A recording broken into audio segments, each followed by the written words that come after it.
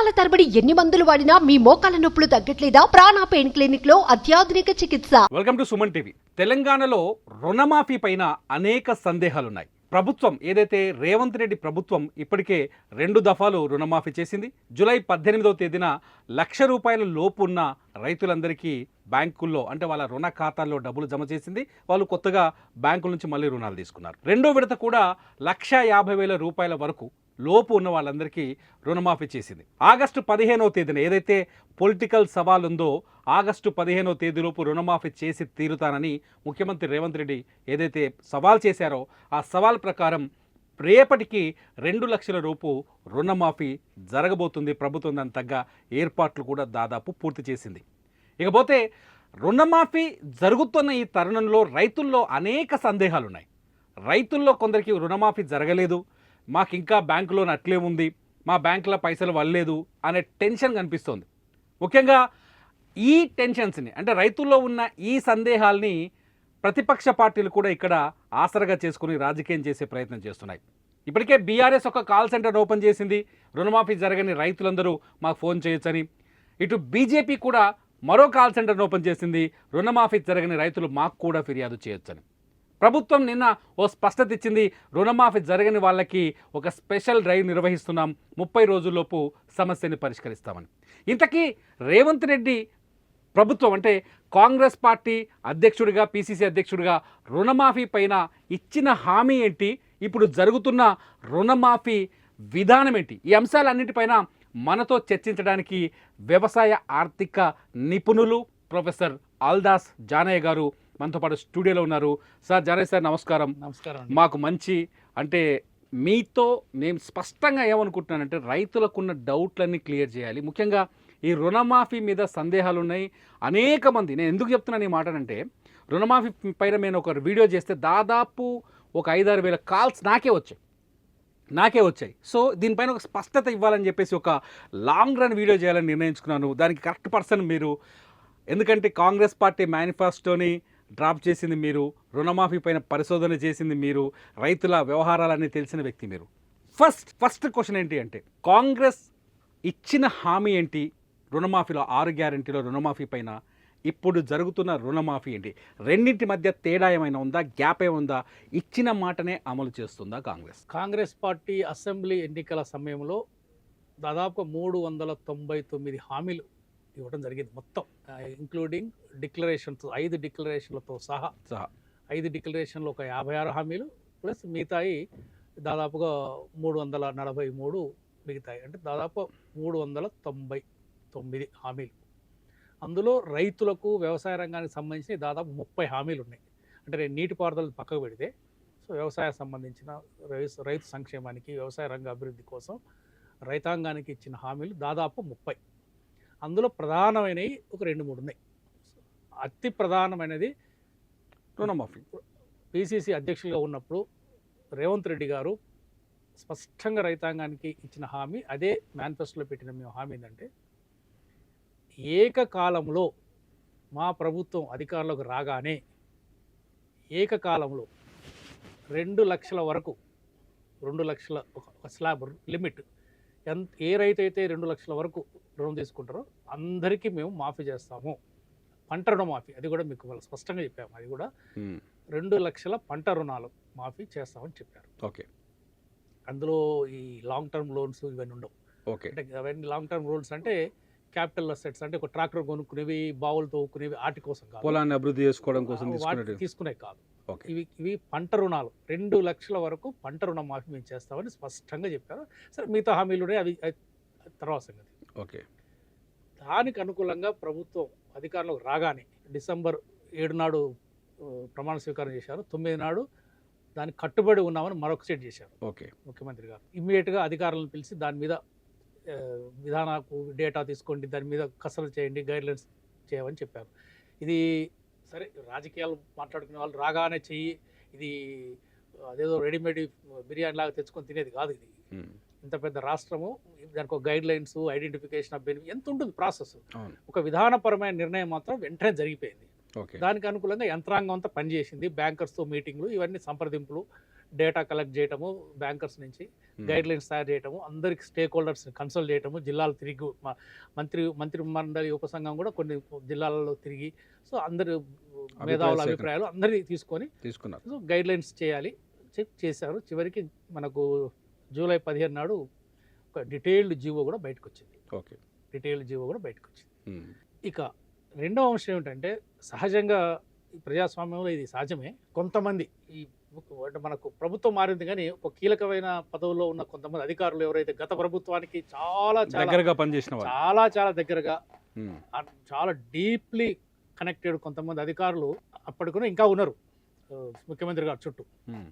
వాళ్ళు ఈ బ్యాంకర్స్తో సంప్రదింపులు జరిపిన తర్వాత ఇచ్చిన పిక్చర్ ఏంటంటే, ఇండైరెక్ట్గా పరోక్షంగా, ప్రత్యక్షంగా కాకుండా, లేదు ఇది చేయలేరు, 48,000 కోట్లు అవుతుంది ఒకసారి చెప్పారు, 43,000 కోట్లు అవుతుంది ఇంకోసారి చెప్పారు, 36,000-37,000 కోట్లు ఇంకోసారి చెప్పారు.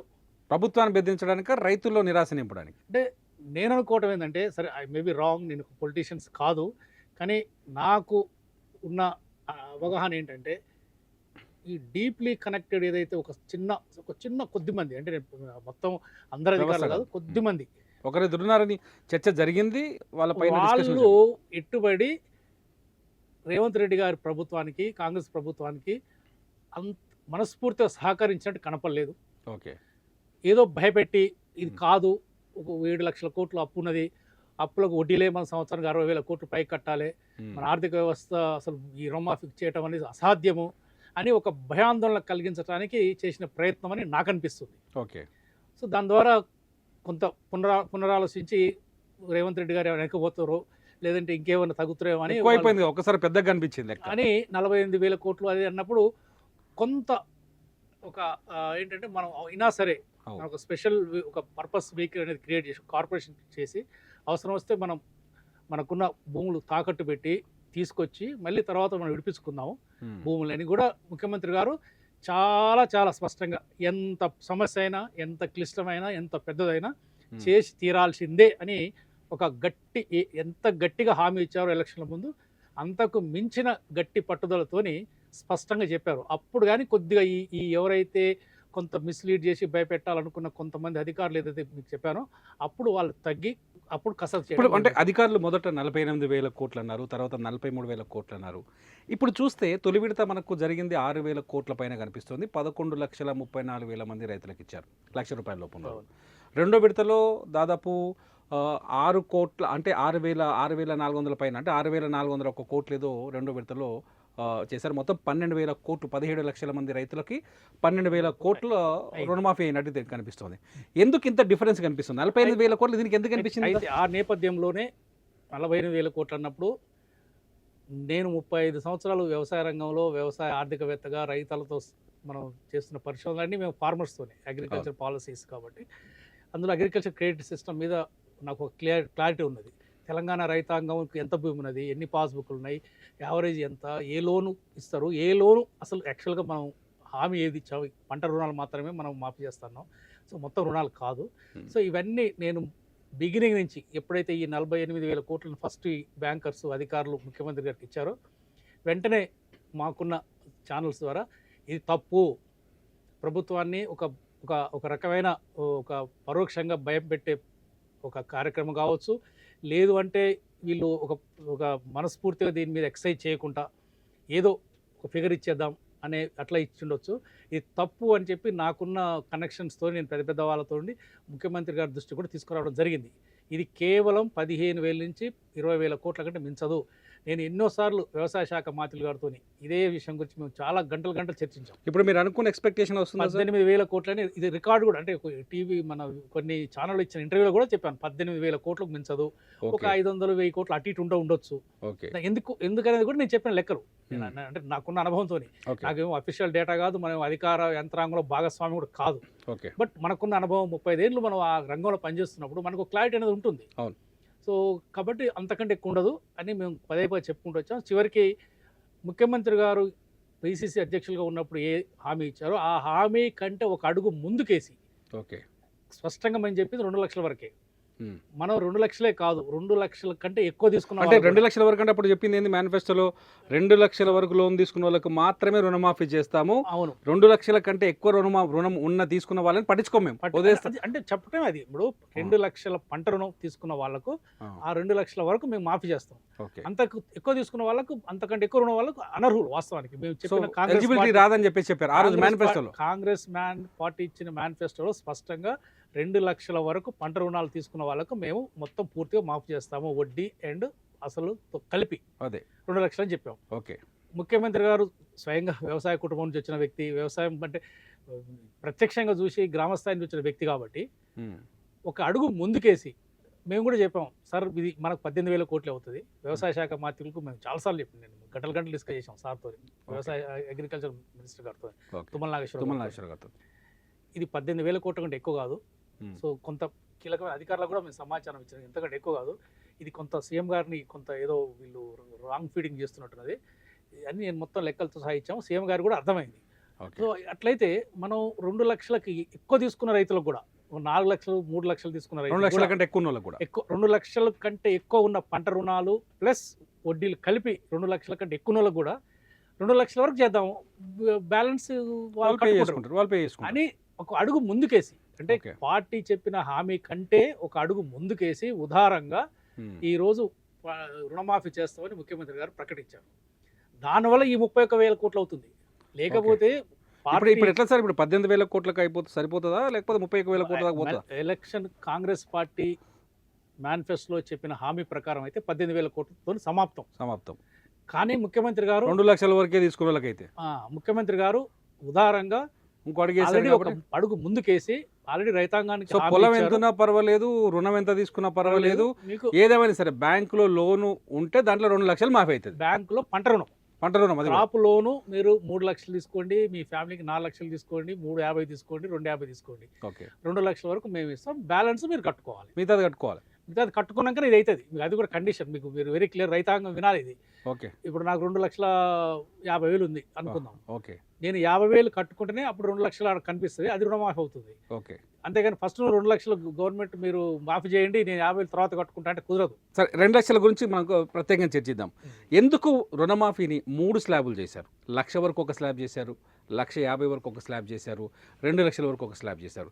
ఇది సుదీర్ఘమైన టైం తీసుకొని, అది వ్యవస్థల్లో లేకపోతే పనితీరుని మీరు స్పష్టంగా చేయడం కోసమా, లేకపోతే దీని వెనకాల ఏమైనా వ్యూహం ఉందా? లేదు, దీని వెనకాల ఇది ఎప్పుడైనా మీరు గుర్తుపెట్టుకోండి, ఇది దీనికి దాదాపుగా మనకు 69 లక్షల పాస్బుక్లు ఉన్నాయి. ఓకే.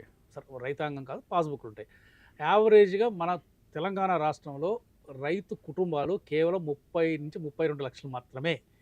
చాలామందికి ఇది ఒక కన్ఫ్యూజన్. 70 లక్షలు ముఖ్యంగా ఏంటంటే ప్రజలలో కానీ రైతాంగంలో ముఖ్యంగా కన్ఫ్యూజన్ క్రియేట్ చేసి ఆందోళన చేస్తున్నది ప్రతిపక్షాలు. వాస్తవానికి ప్రభుత్వం ఇచ్చిన మార్గదర్శకాలు చాలా స్పష్టంగా ఉన్నాయి. రైతులలో అసలు ఎలాంటి ఆందోళన లేదు. ఆందోళన పడుతుంది ఎవరంటే ఈ కార్యక్రమం కాదు అనుకున్నది, నచ్చని వాళ్ళకి కాదు అనుకున్నది, రుణమాఫీ కాదు అనుకున్నది విజయవంతంగా అవుతుంది కాబట్టి ఆందోళన పడి కొంతమంది స్వార్థపరులు అయిన రాజకీయ నాయకులు ఒక ఆందోళన క్రియేట్ చేస్తూ రైతాంగంలో తప్ప రైతాంగంలో ఎలాంటి ఆందోళన పెద్దగా లేదు. కొద్ది మందికి మాత్రం మీరు అన్నట్టు కొద్ది మందికి అర్హత ఉండి కొన్ని టెక్నికల్ ఇష్యూస్తోని వాళ్ళకు రాలేదన్న మాత్రం వాస్తవం. అది దానికోసం ఆల్రెడీ వెరీ క్లియర్గా 30 రోజుల్లో ఈ సమస్యను మనం పరిష్కరిస్తామని ఒక స్పెషల్ సెల్ కూడా క్రియేట్ చేశారు వ్యవసాయ శాఖ. మీ బిజినెస్ ఏదైనా మీ ఊర్లో ప్రమోషన్ చేయాలంటే అది సుమన్ టీవీతోనే సాధ్యం. ఇప్పుడే సంప్రదించండి.